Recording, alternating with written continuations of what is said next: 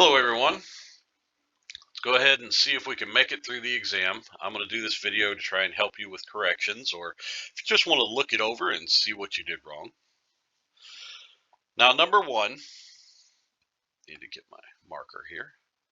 On number one, it's negative 3x in parentheses raised to the negative 3. First thing you need to do is distribute that negative 3. So you get negative 3, let's leave that in parentheses, to the negative 3, and you get x to the negative 3. Now, once you've done this, you've still got negative exponents. So one step is we could go with 1 over negative 3 cubed x cubed. Of course, if we do that, the x cubed is fine, but we need to know what negative 3 to the third power is.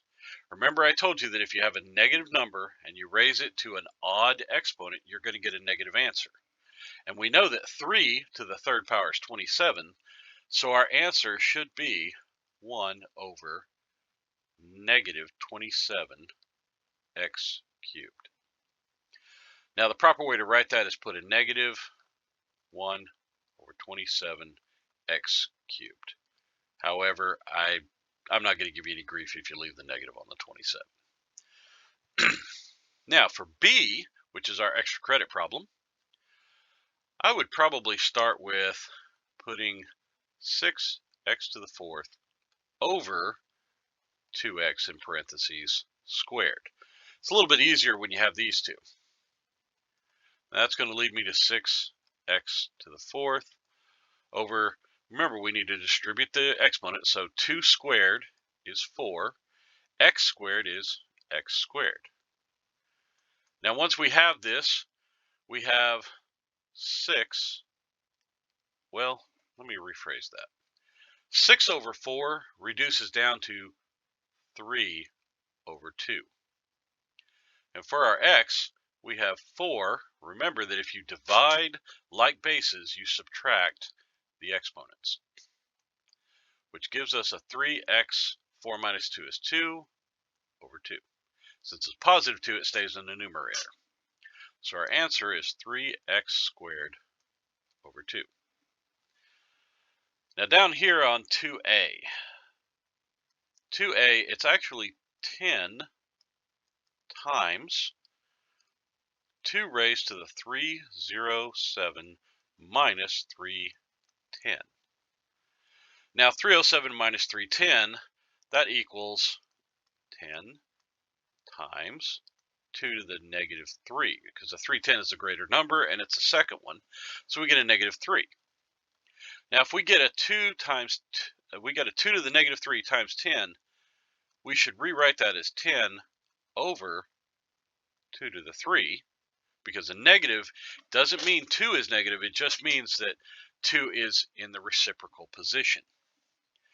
And of course we rewrite the 2 cubed as 8, and then we simplify it and put it in here, because the simplification of 10 over 8 is 5 over 4. Now in 2b, we have a situation where the 2x squared and y are in parentheses and raised to a positive exponent. The 6x to the negative 3 and y are all raised to the negative exponent. So let's do 2x squared y in parentheses here, and let's deal with the 6x to the negative 3 and the y, and that negative 1 puts them in the denominator. Note that the negative 3 is still a negative 3 because we haven't dealt with that yet. We've only dealt with the negative 1 right here. Next thing we should do is distribute the squared in the numerator, and we get 4, because 2 squared is 4.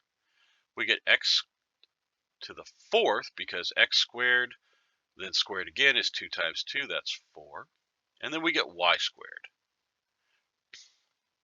And then in the denominator, we're going to have that 6. And you know we've got that x to the negative 3. Let's go ahead and make it x to the positive 3 by writing it in the numerator. And then we have our y.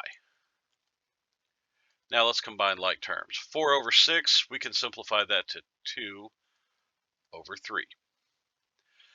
X to the fourth times x to the third, that's multiplying like bases. We add the exponents.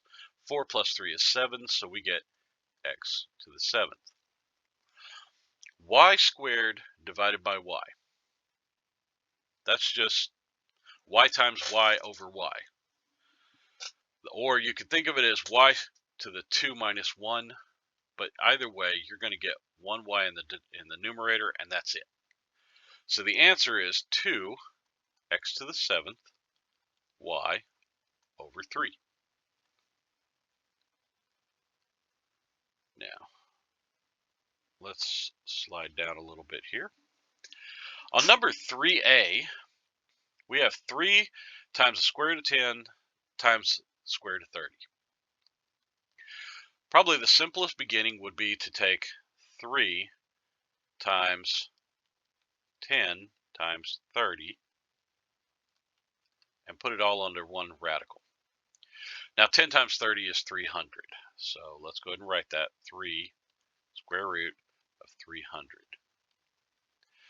Now we can factor this out, and we can try to find all the prime factorization. It would be 2 squared times 5 squared times 3. Or we can remember a simple piece off of our exponent chart. 3 times square root of 3 times 100. If we did that, we know what the square root of 100 is. It's on our exponent chart. That's 10. So we can pull the 100 out because the square root of 100 is 10. We get 3 times 10 times square root of 3. We can't take the square root of 3, so the square root of 3 just stays there. And 3 times 10 is 30 times square root of 3. So the answer is 30 times the square root of 3.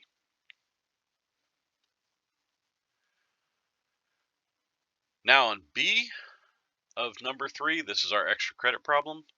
This one we have to factor it out. We have the cube root, and we need to think about the cube root of 48. Well, let's see. What can we break up 48 at? Let's go over here. 48.